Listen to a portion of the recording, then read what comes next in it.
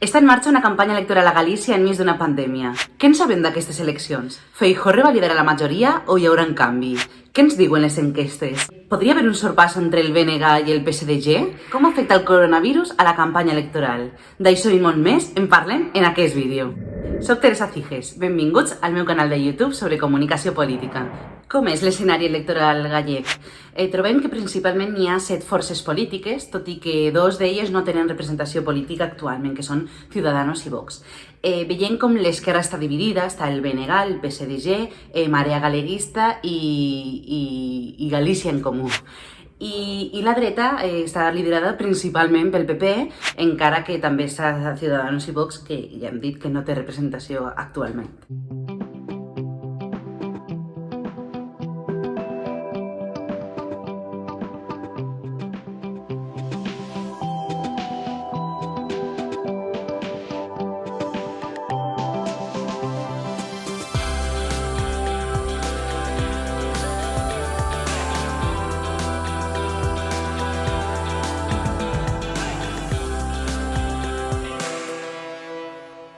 Per entendre millor el context, hem parlat amb Silvio Falcón, el nostre politòleg gallec de referència, i ens explica això. La divisió de l'esquerra pot ser beneficiosa pel Partit Popular, però és cert que a Galícia històricament hi ha hagut diferents forces polítiques d'esquerra representades al Parlament de Galícia, a Òrrio. De fet, als 90 ja trobàvem Esquerra de Galícia, que fins i tot era una sessió d'Esquerra Unida, que va anar en coalició amb el PSOE. Per tant, aquesta dinàmica de partits d'esquerres concorrent de manera separada a les eleccions és una constant a l'esquerra política gallega. Camilo Nogueira havia tingut Esquerda Galega. Per tant, no és gens diferent al que hem vist en altres ocasions. El que sí que és nou és aquesta divisió entre la Marea Galeguista i Galícia en Comú, que molt probablement el que acabi per fer és beneficiar el Bloc Nacionalista Gallec com una alternativa d'esquerra nacional, però que no es presenta separada, que és una oferta més estable o que no ha tingut crisis polítiques en els darrers temps. A més, com comentaven a l'inici del vídeo, es pot produir un sorpasso entre el BNG i els socialistes. Això és un fet que no és nou, que en alguna ocasió ja ha passat, com ara ens explica Silvio Falcón, però que, tot i no ser nou, fa molt més atractiva la campanya. Totes les enquestes el que fan és apuntar un escenari on la intenció directa de vot podria apuntar que el Bloc Nacionalista Gallec té la capacitat, veurem si així ho és finalment, de superar el Partit dels Socialistes de Galícia.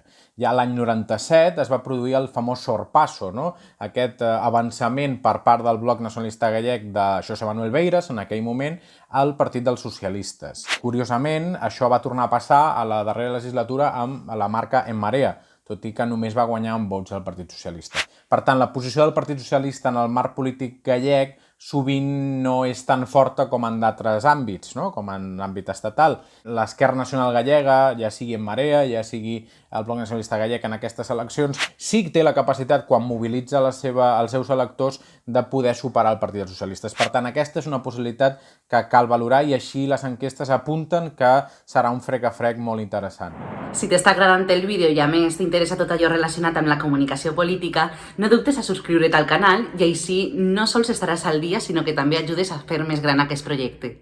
Com tots sabeu, si n'hi haurà sorpasso o no influeixen molts aspectes. Per exemple, un d'ells són els debats electorals. Al debat electoral de la televisió gallega vam veure com tots pràcticament atacaven a Feijóo per la seva gestió de la crisi sanitària actual. Vam veure un Gonzalo Caballero, el líder del PSDG, fins i tot molt agressiu, que podem dir que vivia de rendes, en certa mesura, lloant totes les decisions i les mesures preses pel govern central, pel PSOE. També vam veure com Feijóo va sobreviure el debat, i això ja és, quan tens a tots atacant-te, i vam veure una Ana Pontón que va jugar un paper molt clau. Al debat electoral d'aquest dilluns veiem com el candidat del PSDG-PSOE, Gonzalo Caballero, tota l'estona feia referència al govern de l'estat espanyol, intentant capitalitzar el govern de Pedro Sánchez en clau gallega. I a més és molt interessant com, en contraposició al que afirmava Ana Pontón, no? Ella es posava com a possible presidenta, la candidata al BNG, el que deia Gonzalo Caballero no és el mateix quan governen els socialistes que quan governa el PP, no? Invocava aquest dualisme del sistema polític espanyol i és molt curiós, no?, que intenti beneficiar-se en aquest cas, per exemple, de la gestió del Covid per part del govern espanyol, quan això a priori hauria de beneficiar el Partit Popular. Per tant, aquí trobarem una dicotomia entre les esquerres, entre una esquerra que reivindica un canvi en genèric, com Galícia en Comú o el BNG, i el PSOE, que intenta parlar tant del govern de l'Estat com alhora en clau gallega. Fem una cosa, mirem les dades i veiem quina és la valoració dels líders segons el baròmetre del CIS de les eleccions gallegues. Veiem com Feijóo és el líder més ben valorat, amb un 5,92. Li segueix Ana Pontón amb un 5,13 i Gonzalo Caballero amb un 4,86. En aquest sentit podem veure com allò del sorpasso podria ser possible perquè la valoració dels candidats, la del BNG, està més ben valorada que el del PSDG. Si seguim amb la resta de candidats, veiem com Antón Gómez Guerreiro té un 3,88 de valoració, Pancho Casal un 3,21, Beatriz Pino un 3,18 i Ricardo Morado un 2,99. A més, si ens fixem en la valoració que se fa de la gestió de Feijóo al capdavant de la Junta els últims anys, veiem com el 45% dels gallecs la considera bona o molt bona, el 30,6% la considera regular i el 21,1% dolenta. Això són unes xifres molt bones i molt significatives del grau d'acceptació que té la gestió de Feijóo a Galícia. On rau el fenomen Feijóo? Per què té tanta acceptació? Feijóo no és un dirigent del PP a l'ús. De fet, veiem un grau de moderació molt diferenciada respecte al PP centralista, al centralisme, al nacionalisme espanyol. Ell és molt més moderat i això s'ha vist al llarg de la campanya. De fet, ara mateix estan dient que els analistes polítics diuen que Feijóo està donant una lliçó de màrqueting polític a Casado sobre el que s'ha de fer i el que no s'ha de fer. La campanya electoral de Núñez Feijóo s'està basant bàsicament en una perspectiva de Galícia. Això deriva d'una concepció històrica del galleguisme per part del Partit Popular com un partit gallec. Aquesta defensa de Galícia queda plasmada en una idea que repetia moltes vegades Fraga, que deia que volia que Galícia fos la Baviera d'Espanya. Una mena de galleguisme integrador dintre la idea d'Espanya, però que a la pràctica només és una qüestió de simbologia. Això el que fa és que Feijóo a Madrid tingui una imatge de moderat, i és per això que no necessita de la bandera espanyola, perquè té una altra identitat i sempre en els debats, com en el passat debat del passat dilluns, el que diu és que ell sempre ha triat Galícia, que és la seva passió, i que ell té 11 anys al servei de Galícia com a carta de presentació. Una cosa que ha cridat molt l'atenció de la campanya de Feijóo ha sigut l'ocultació de la marca de partit. No veiem enlloc les sigles del PP. I això no és la primera vegada que passa, ja l'hem vist en altres ocasions, com per exemple amb Albiol a Badalona, no veiem les sigles del PP enlloc. Per què passa això?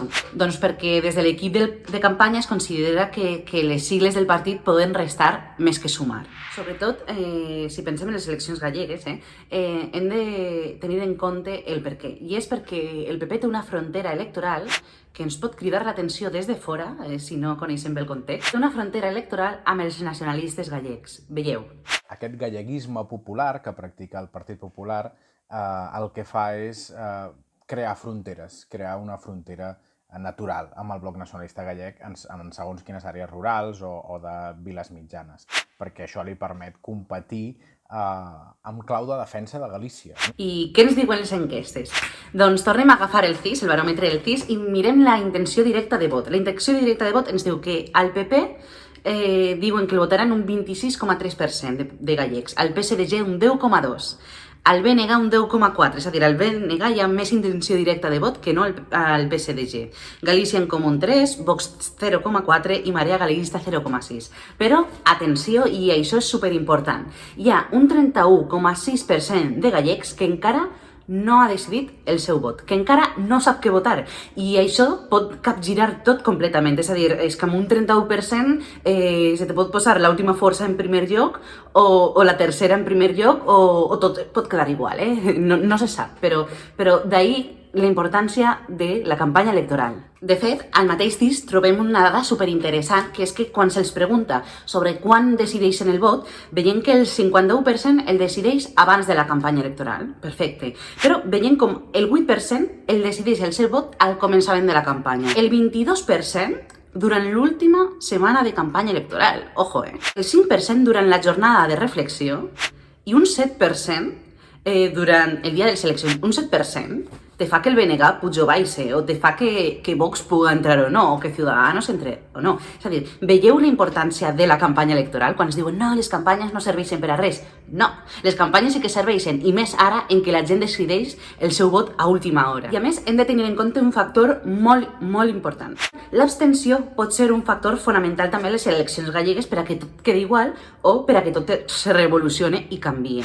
El context del coronavirus no ajuda a una alta participació perquè hi ha gent que pot tenir por al contagi i es queda a casa. Però esperem que no, les mesures de seguretat s'estan divulgant àmpliament per a que tothom vagi amb seguretat a votar. Per tant, esperem que les xifres d'abstenció no augmenten molt en comparació amb les de les anteriors eleccions gallegues. I aquí acaba el vídeo d'avui. Espero que us hagi agradat, que us hagi picat la curiositat de veure què passa a Galícia i de que hàgiu après alguna cosa de la mà d'en Silvio Falcón. Moltíssimes gràcies, Silvio, per haver participat.